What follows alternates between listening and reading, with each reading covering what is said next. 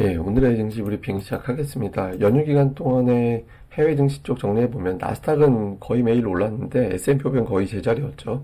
그러니까 초반까지는 이제 셧다운 이슈가 가장 크게 작용을 했고, 그 다음에 그 사이에 마이크론 테크놀로지 실적이 있었고, 그 다음에 후반부에서는 임시 예산안 편성이 되면서 이제 금리 쪽으로 관심이 넘어갔죠. 금리 높아지니까 현금 많은 빅테크주 쪽에 이제 매수가 집중되면서 나스닥이 상대적으로 좀 선전을 하는 그런 계기로 작동을 했습니다.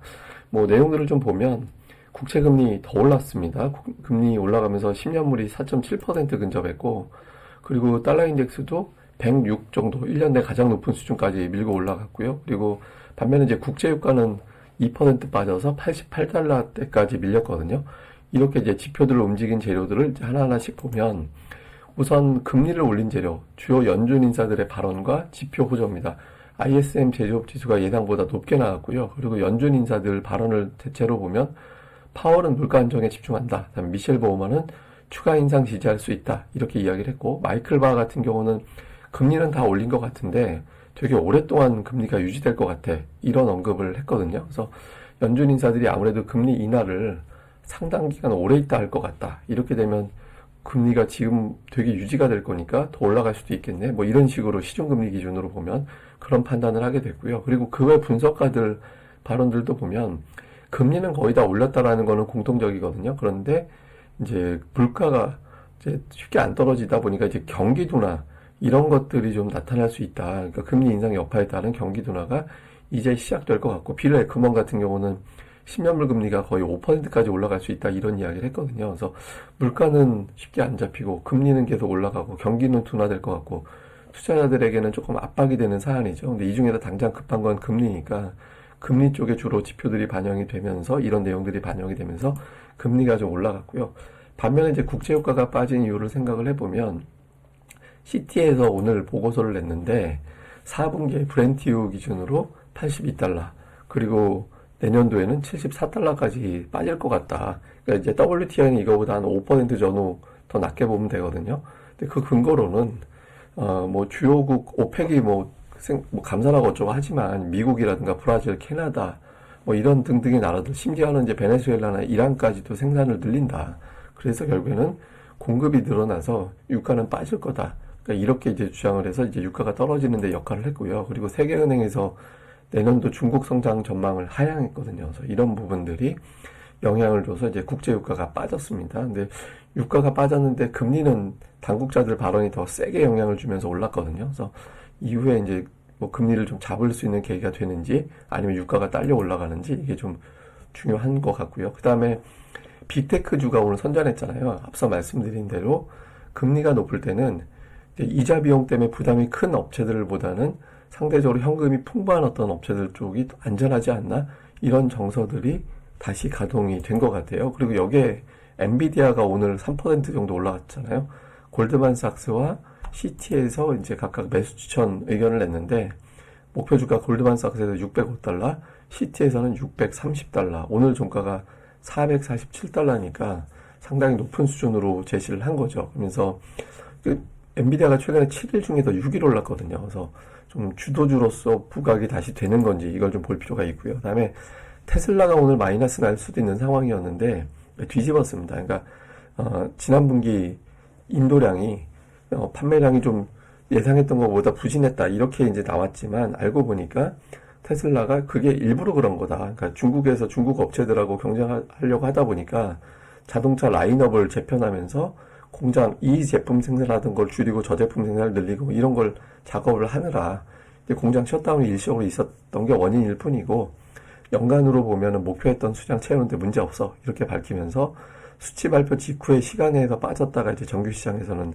플러스로 돌렸습니다. 이렇게 되면 이제 빅테크 주요 빅테크주는 다 상승을 하는 그런 모습을 보였습니다. 이러다 보니까 이제 중성주 쪽은 부진했어요. 러셀 2000은 이제 연간으로 하락하는 그렇게 돌아섰거든요. 그러니까 빅테크에만 이제 자금이 집중이 됐고 한국 관련된 데이터들은 좀 부진했습니다.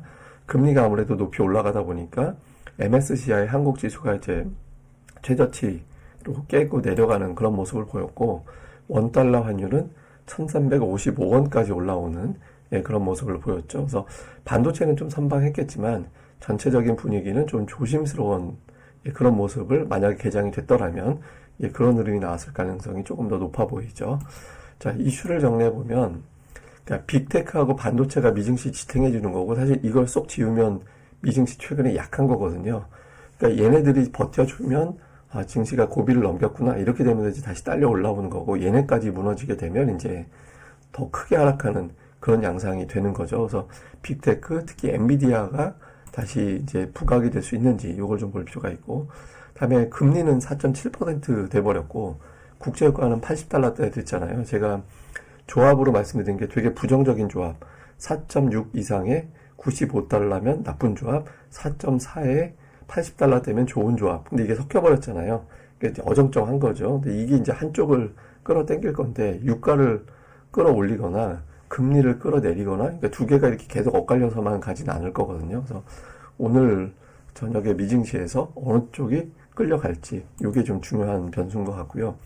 그 다음에 이제 또 중요한 게 틈새 뉴스 중에 하나가, 어제 일본에서 외환시장과 채권시장에서 개입을 했거든요. 그러면서 이제 잠깐 금리가 빠지고, 다음에 환율이 좀 진정되는 모습들이 나타났었어요. 그래서 당국자들이 환시장 주목하고 있다라고 하고 있고, 채권에서는 금리가 자꾸 올라가니까, 원래 4일에, 내일이죠. 일본에서 채권 매입 일정이 없었어요. 근데 내일 채권 매입을 하겠다라고 밝혀서 금리를 잡겠다라는 의지를 보여줬거든요. 그래서 이런 부분들이 일본 시장 돌아갈 때, 이제 또 아시아 증시 돌아갈 때 이제 채권 금리를 좀 떨어뜨리고 환율을 진정시키는 요인이 되는지, 이걸 좀 중요하니까 좀 볼 필요가 있고요. 그 다음에 엔비디아는 올라가서 좋은데 마이크론은 거의 제자리거든요. 근데 이게 상승할 때 우리 증시가 연휴 기간에 반도체 관련된 뉴스가 정말 쏟아져 나왔어요. 그러니까 무역 수지에서 반도체부터 시작을 해서 뭐 삼성전자가 어디에 공급이 시작이 되네 마네, 하여튼 이런 것들 뉴스가 되게 많았거든요. 근데 긍정적인 뉴스가 제법 있었는데 주가가 반응을 안 하면 투자자들은 오히려 공포감을 느끼게 되거든요. 그러니까 이제 좀 찜찜해하는 게 좀 해결되는 게 좋죠. 그래서 마이크론이 딸려 올라가면서 엔비디아가 주도하고 마이크론이 딸려가줘야 우리 증시가 좀 미들 구석이 생기는 거잖아요. 그래서 이런 구도가 이제 만들어지는지 여부가 나름대로는 중요한 변수다. 이제 이렇게 보시면 될 것 같습니다. 그 다음에 이제 오늘은 이런 차트 이제에서 한번 좀 보자면, 그러니까 이 선긋기 딱 한 거에서 보면, S&P 500 지수가 되게 중요한 자리에서 버티고 있구나, 이렇게 나오고 있거든요. 그러니까 이것도 이제 되게 중요한데, 이것도 중요하지만 저는 더 중요한 게 있습니다. 그러니까 S&P 500 지수에서 가장 중요한 건 주봉에서 40주선이에요. 그러니까 큰 하락장이 마무리가 되는 건 200주선인데 200주선을 지금 논할 단계가 아니기 때문에 40주선이거든요. 잘 보시면 이 검은색 선 하나만 보시면 되니까 이 40주선에서 튕겨서 올라가는 경우가 많잖아요. 근데 여기서 주목해야 되는 건 깨졌을 때입니다. 이게 깨져버리면 기존에 하락했던 것보다 더 많이 하락해요. 여기 보시면 기존에 요만큼 빠졌는데 더 크게 확 빠졌다가 오잖아요. 40주선 깨지니까 깨지고 그 이하까지 훨씬 더 많이 빠지게 되죠. 이게 지금 4218 정도, 그러니까 4220 왔다 갔다 아마 그 정도 될 겁니다. 그러니까 그 선이 깨지면 이번 장세에서는 굉장히 위협적인 하락이 나올 수도 있겠구나, 이렇게 볼 수 있는 대목이거든요. 그래서 뭐 이 추세선도 되게 중요하지만 이건 일봉상의 추세고, 큰 어떤 하락으로 바뀌는지 여부는 40주선이니까 S&P 500 지수 뭐 40주선도 한 번씩 체크해 보시면서 이제 가시면 될 것 같습니다. 일단 이제 금리가 잡히는 게 되게 중요할 것 같아요. 근데 이제 10월에 대한 기대감도 어느 정도는 있어서 뭐 저기까지 쉽게 가겠느냐, 그러니까 이런 어떤 주장도 없지는 않은데, 어쨌든 지금으로서는 이제 좀 몇몇 가지 데이터들도 같이 이제 체크하면서 같이 지켜보면 될 것 같습니다. 그래서 다시 정리해드리면, 엔비디아에 따라서 마이크론 딸려가는지, 다음에 채권과 유가 중에서 어느 쪽으로 힘이 쏠리는지, 일본의 어떤 개입이 채권 금리를 좀 진정시키는 요인이 되는지, 이런 것들 같이 보시면 될 것 같습니다. 예, 뭐 추가적인 내용은 제가 틈틈이 또 내용을 전달해 드리겠습니다. 이 방송 좋아요와 구독하기, 꼭 좀 많이 좀 부탁드립니다. 감사합니다.